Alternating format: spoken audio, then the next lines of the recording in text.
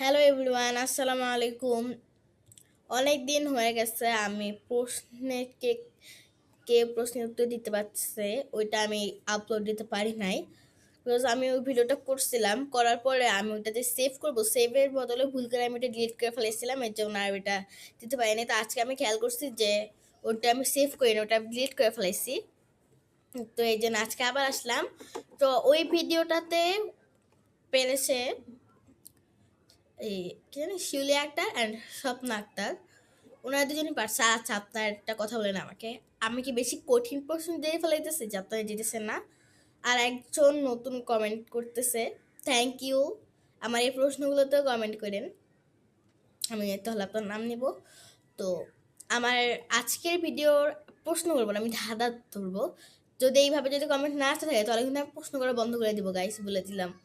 তো ধাঁধাটা হচ্ছে, আকাশ থেকে পড়লো গুলি রক্তের ছড়াছড়ি, এটার অ্যান্সার মানে ধাঁধার উত্তরটা আমাকে বললেন। তো গাইস, এখন আমি আপনাদেরকে একটা কথা বলবো। একটা দুর্ঘটনা ঘটে গেছে আমাদের সাথে কালকে দুপুরবেলা।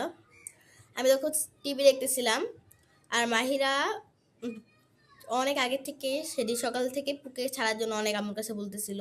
আমি বলছিল না, এখন ছাড়া যাবে না, এখন ছাড়া যাবে না, এখন ছাড়াই যাবে না। তো অনেক কষ্টের পর অবশ্য ভাত খাওয়ার পরে আমাকে ছাড়তে দিছে।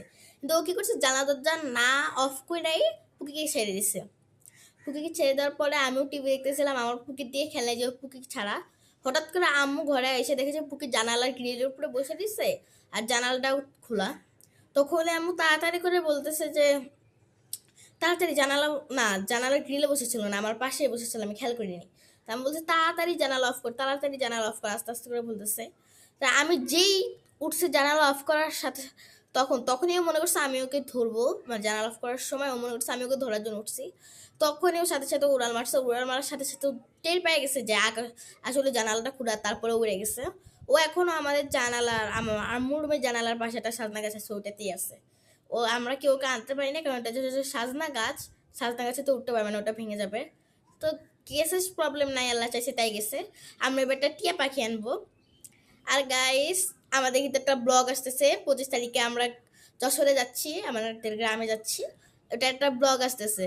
আপনারা এখন ওই ধাঁধার উত্তরটা দেন। আর একটা কথা মনে রেখেন, আমি কিন্তু এখন যদি এরকম যদি হইতেই থাকে রেগুলারলি, তাহলে কিন্তু আমি আর প্রশ্ন দিব না। Bye bye.